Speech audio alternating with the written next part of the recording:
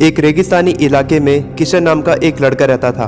वैसे तो किशन की जिंदगी में कोई बड़ी परेशानी नहीं थी, लेकिन छोटी छोटी परेशानियों की वजह से किशन हमेशा दुखी रहता था। एक दिन उसके गांव में एक संत आते हैं। जब किशन को पता चलता है कि संत उसकी परेशानियों का हल निकाल सकते हैं, तो वो संत से मिलने जाता है। किशन कहता है कि वो हमेशा बहुत ही परेशान रहता है। किशन उस संत से पूछता है, मुझे खुश रहने का ऐसा मंत्र बताओ कि मैं हमेशा खुश रहूं। संत के पास 100 ऊंट होते हैं। संत कहते हैं, उनके ऊंट को संभालने वाले लड़के की तबीयत खराब है, तो क्यों ना तुम एक रात के लिए उन ऊँटों की देखभाल करो, और रात में जब तक सारे ऊँट बैठ नहीं जाते तब तक तुम सोने नहीं जा सकते। अगले दिन संत किशन को बुलाते हैं और पूछते हैं कि वो कितनी देर तक सोया था।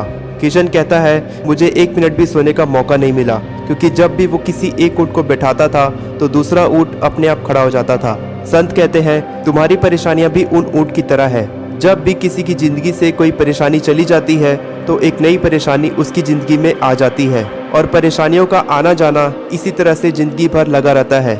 जब भी आप प्रॉब्लम पर फोकस करते हो तो आपके सामने और भी प्रॉब्लम्स आती है, लेकिन जब आप संभावनाओं पर फोकस करते हो तो आपके सामने और भी अच्छे अवसर आते हैं।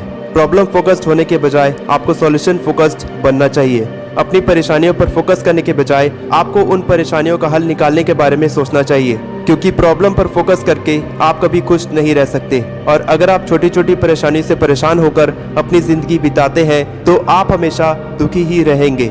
हर परेशानी हमें कुछ नया सिखाती है, और जब हम उन परेशानियों से कुछ नया सीखते हैं तभी हम सफल होते हैं। आपकी जिंदगी में आने वाली हर परेशानी आपको ताकत देती है, आपको मेंटली स्ट्रांग बनाती है। हर काम में सफल होना संभव है। आपको अपने काम को संभव बनाना होगा, इम्पॉसिबल को पॉसिबल बनाना होगा। एक योद्धा बनकर बड़ी से बड़ी परेशानियों का सामना करो और सफलता को हासिल करो। इसी तरह की इंस्पिरेशनल वीडियोस को देखने के लिए मेरे चैनल को सब्सक्राइब करें।